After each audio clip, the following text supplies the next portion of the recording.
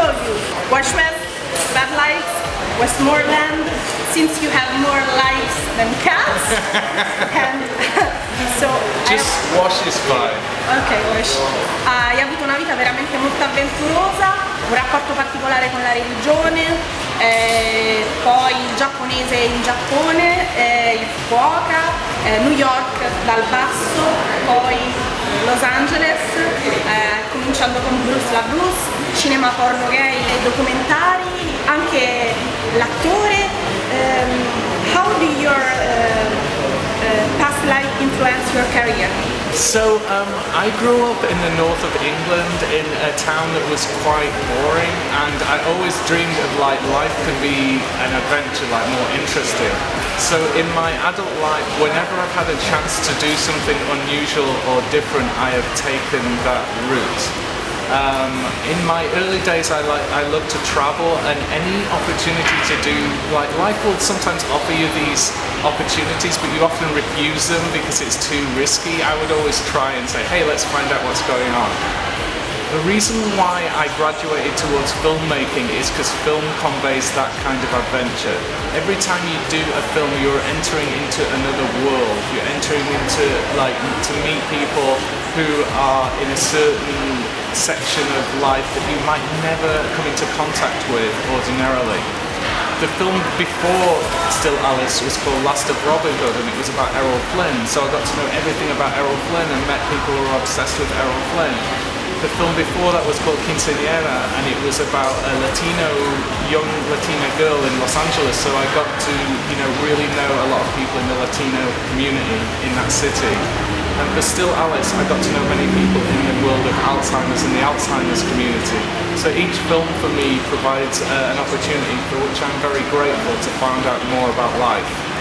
How do you choose and convince your wonderful cast? We were approached to adapt the novel of Still Alice. It's actually written by an Italian-American called Lisa Genova, and we immediately connected to the book and loved the story, but also felt a great responsibility to get it right.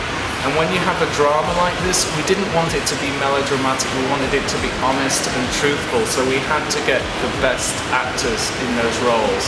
And the first person we cast was Julianne Moore, who, is just the most excellent actress and so inspiring to work with.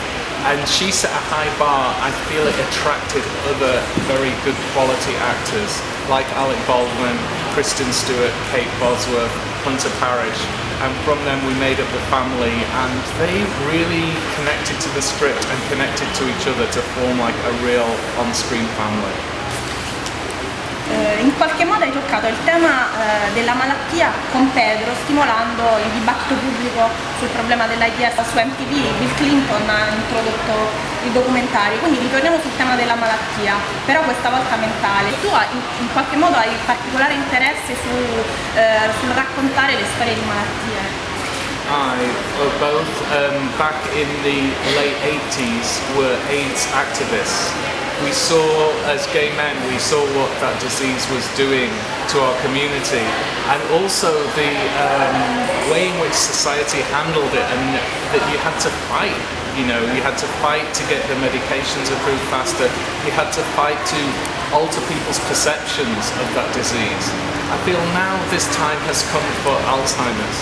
Because in all Western countries, the population pyramids are getting top heavy. A lot more older people in the United States, in Europe. People are living longer. This disease is becoming more and more present as part of people's lives. And often people don't think of it as a disease. They think, oh, my grandmother is getting older, my grandfather is getting forgetful. But this is a disease. It can have research, it can have medications, and it could potentially have a cure if enough resources are focused on it. So in the same way the AIDS activists in the 80s and 90s really just threw themselves down in the streets to get a cure, with Alzheimer's there needs to be a huge raising of awareness, so there's more research and more resources to find a cure for this terrible disease.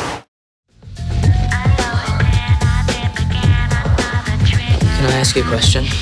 Of course you can, sweetheart. What kind of guys do you like? When Richard and I work together, we just start from the ideas phase. We talk about the ideas for each section of the story and how we want it to play. And then we basically get a template with these cards for each scene, and then we just start writing. And that is a great process. I think when you are a screenwriter, it's always nice to have a partner, so there's a sense of a dialogue.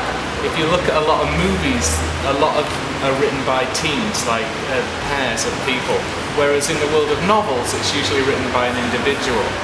The sense of the process of writing a novel, I think, is more personal, whereas a screenplay to me is always a sense of dialogue with another person. So hopefully we have a good, realistic dialogue.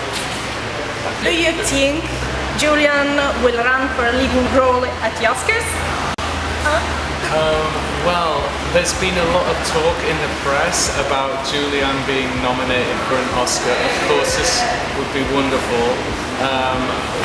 As a filmmaker, we feel she deserves it. But